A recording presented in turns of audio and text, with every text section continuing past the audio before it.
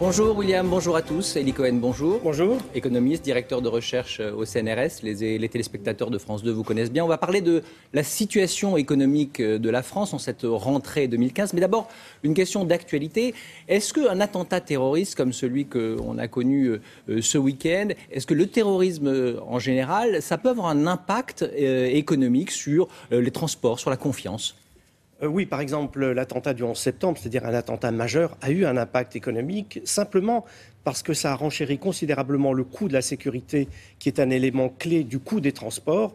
Et on en a vu l'impact à tel point qu'un de vos confrères avait dit que l'ensemble de l'économie mondiale avait payé un impôt à Al-Qaïda sous la forme de la montée des coûts de sécurité et de cet impact sur le commerce international et sur les échanges.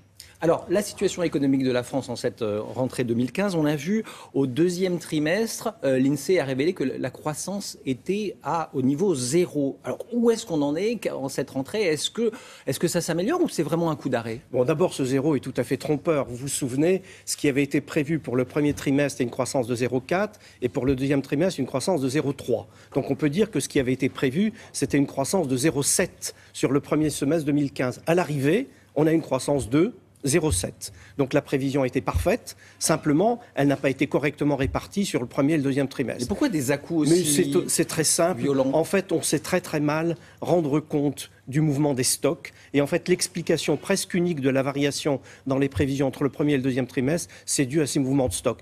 Je crois vraiment que ce qu'il faut retenir, c'est qu'on avait prévu 0,7 et on fait 0,7. Mais il y a quand même une mauvaise nouvelle derrière ça. C'est que 0,7, c'est conforme à la prévision, mais en fait, on attendait plus. Et en fait, on aurait dû faire plus. Pourquoi ? Parce qu'il y a ce fameux alignement des planètes depuis maintenant à peu près un an, c'est-à-dire qu'on a une concentration formidable de bonnes nouvelles, on a le prix du pétrole qui s'effondre, il est tombé à moins de $40 le baril, on a un euro qui s'est effondré, ce qui améliore mécaniquement la compétitivité de notre commerce extérieur, les politiques budgétaires des différents pays sont moins restrictives, les taux ont baissé, tout ça aurait dû conduire à faire 2 fois mieux en matière de croissance. Donc, oui, le gouvernement peut dire qu'il tient ses objectifs, il a fait 1%, mais d'un autre côté, on espérait mieux. Mais qu'est-ce qui se passe alors ? Avec toutes ces conditions favorables, pourquoi ça ne va pas mieux ? Alors, ce qui se passe, c'est qu'il y a plusieurs facteurs qui sont en train d'intervenir. D'abord, il y a un facteur massif, il faut le dire. En France, l'investissement ne repart pas. Ni l'investissement des ménages, ni l'investissement des entreprises. Et lorsque l'investissement ne repart pas, c'est qu'il y a quelque chose qui ne va pas. Oui, pourquoi ? Du côté des entreprises, clairement, il n'y a pas l'anticipation d'une dynamique économique qui devrait conduire les entreprises à anticiper, à accélérer leurs investissements. Ils restent saisis par le doute. Alors, est-ce que c'est des doutes qui se nourrissent malgré tout du fait que la croissance a été assez lente en France ?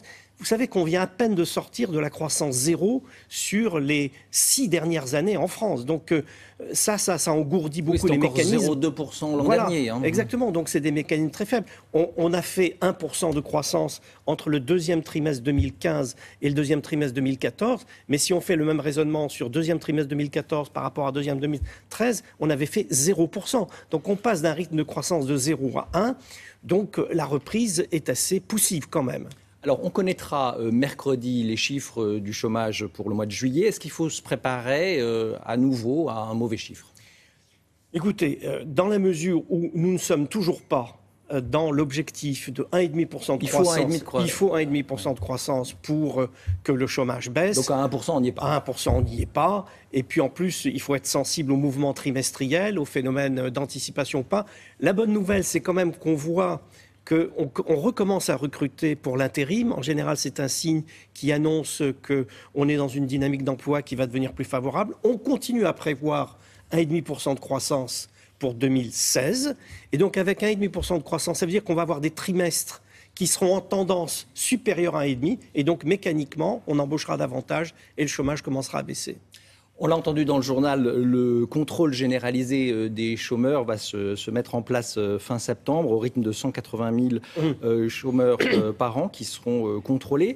Est-ce que c'est de nature à stimuler les recherches d'emploi ? Est-ce que ça veut dire qu'il y a des chômeurs qui sont des faux chômeurs, en fait? Écoutez, ça ne devrait même pas être une information. Il est tout à fait normal que les organismes qui gèrent le chômage, aussi bien les organismes publics que les organismes paritaires, veillent à la meilleure utilisation des moyens disponibles et contrôlent en permanence l'utilisation des moyens et surtout la réinsertion et la remise sur le marché du travail le plus vite possible des travailleurs qui sont en situation de prendre un emploi.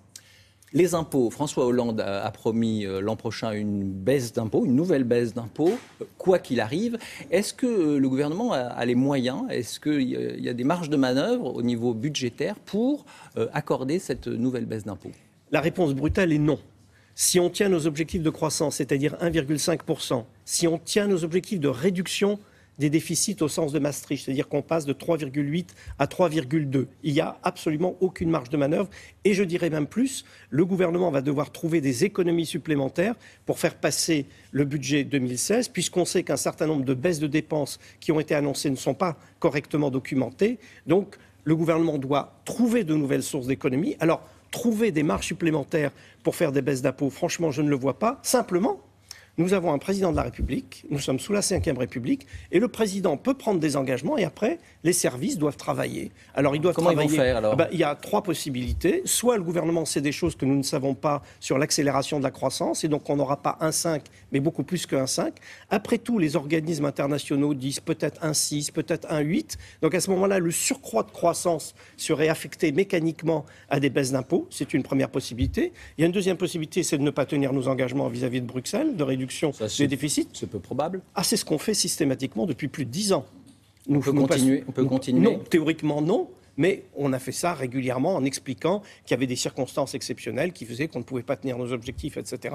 Et après tout, une réduction d'impôts, c'est un facteur de stimulation. Ou bien, troisième technique possible, c'est on prend dans une poche pour en mettre dans une autre, c'est se passer le mistigris, et donc il y aurait quelques mesures d'ajustement, de hausse de cotisation ou de taux d'impôt ici ou là, de manière la plus discrète possible, et on donnerait le surcroît dégagé sous forme de baisse d'impôt pour les classes moyennes, ce qui permet au président de dire qu'il n'est pas obsédé simplement par la réduction de la courbe du chômage, mais également par la redistribution. Merci beaucoup, Elie Cohen, d'avoir été avec nous. Très bonne journée à vous, et c'est à vous, William.